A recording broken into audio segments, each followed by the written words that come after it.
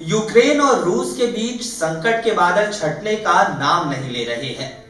रूस के यूक्रेन के 2 इलाकों को आजाद करने की घोषणा के बाद अब यूक्रेन ने व्लादिमीर पुतिन पर शांति वार्ता को बर्बाद करने का आरोप लगाया है।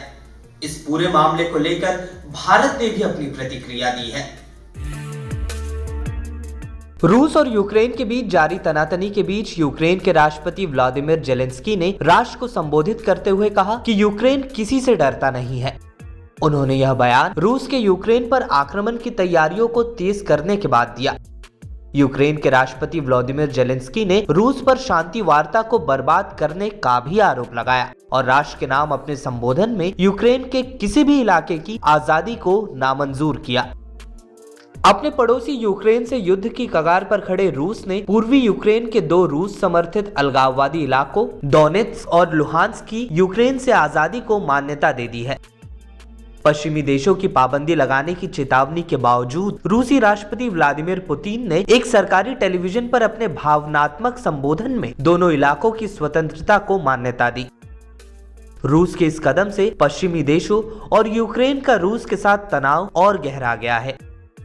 टेलीविजन पर यूक्रेन के रूस समर्थित अलगाववादी इलाकों की आजादी का ऐलान करते हुए पुतिन ने कहा, मेरा मानना है कि इन दोनों इलाकों की स्वतंत्रता और संप्रभुता को तुरंत पहचानने के लिए एक लंबे समय से लंबित निर्णय लेना आवश्यक है।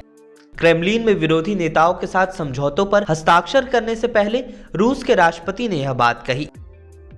इस बीच अमेरिका, मेक्सिको और 5 यूरोपीय देशों के अनुरोध पर संयुक्त राष्ट्र सुरक्षा परिषद की सोमवार रात एक आपात बैठक बुलाई गई। बैठक में भारत ने अपने नागरिकों की यूक्रेन में सुरक्षा को लेकर चिंता जाहिर की। संयुक्त राष्ट्र में भारत के स्थायी प्रतिनिधि टीएस तिरुमूर्ति ने कहा कि रूस के साथ यूक्रेन की सीमा पर बढ़ता तनाव गहरी चिंता का विषय है। इन घटनाक्रमों में क्षेत्र की शांति और सुरक्षा को कमजोर करने की क्षमता है। तिरुमूर्ति ने कहा कि भारत सभी पक्षों से संयम बरतने का आह्वान करता है। तिरुमूर्ति ने यह भी कहा कि हमें विश्वास है कि इस मुद्दे को केवल राजनयिक बातचीत से ही हल किया जा सकता है।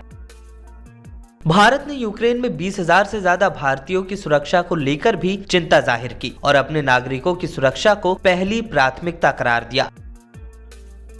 वही यूरोपीय संघ ने यूक्रेन के अलगाववादी क्षेत्रों को मान्यता देने के रूस के कदम को अंतर्राष्ट्रीय कानून का उल्लंघन करार दिया।